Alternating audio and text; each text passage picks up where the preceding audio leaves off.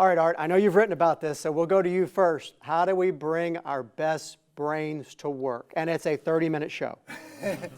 Well, to start with, one of the things that we need to think about is what can people do to actually feel fulfilled in the workplace? Because compensation is great. Obviously, lots of people want to make a good living and provide for their families and allow themselves their creature comforts. But the fact is, you're going to spend about 70,000 hours at work in the length of a full career, and that had better amount to something.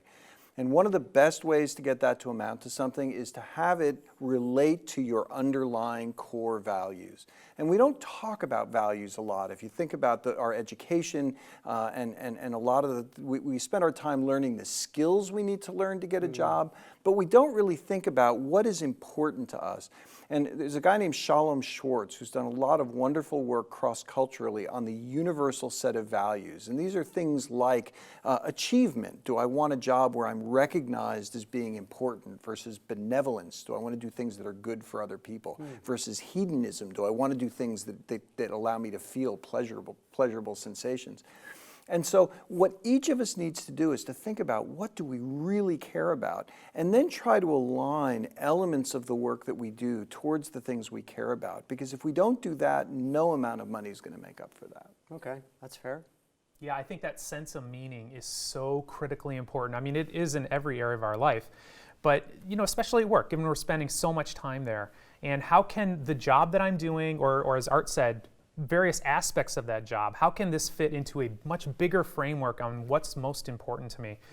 And it's so important. What are you excited about doing? Like, what's your mission on Earth?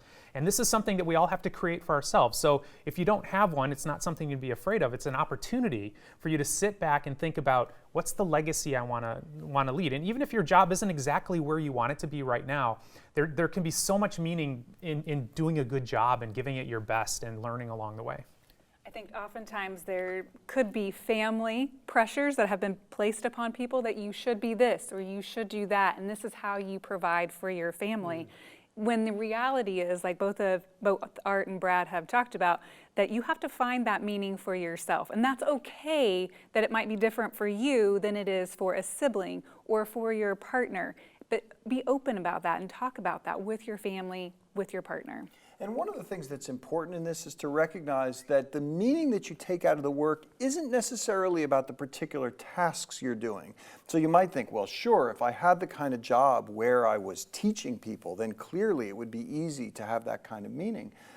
But it's really about the way that you conceptualize the role that you're playing and the mission, not just of your work, but of your work broadly within the organization that you're working for. And so if you feel good about what you're accomplishing, even if some of the tasks that you do are not so pleasant, you still can feel great about your work. Ed Diener, who's written a lot about workplace happiness, has a whole story about a hospital orderly who spends a tremendous amount of his time changing bedpans, which is frankly not an enjoyable task to do, who conceptualized his job as being integral to patient care and health and wellness, and so actually loved the job and saw it as a real calling.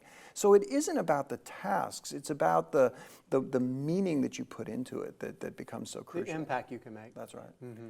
And to piggyback off that, you think about the person who maybe doesn't really like their job all that much. They don't like the actual tasks they're doing, but the social support that they get from the workplace, they're spending so much time at work, like Art has mentioned, that a lot of times that's where our primary social connections come from that are outside of our family. And so we might benefit greatly because of our work colleagues.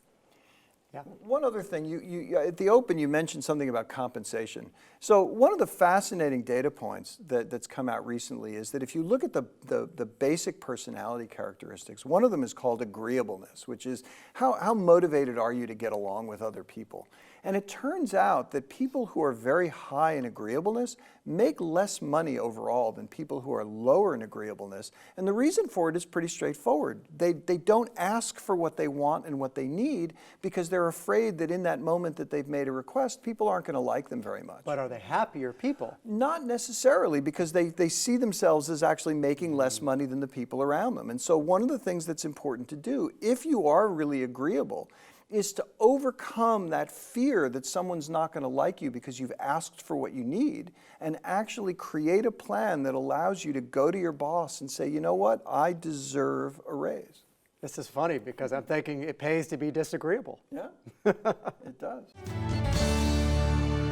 If you would like more information about the topics and our guests featured in this series, please visit our website at PlanStrongerTV.com. Also, if you have a question you would like David to answer, please send it to questions@PlanStrongerTV.com.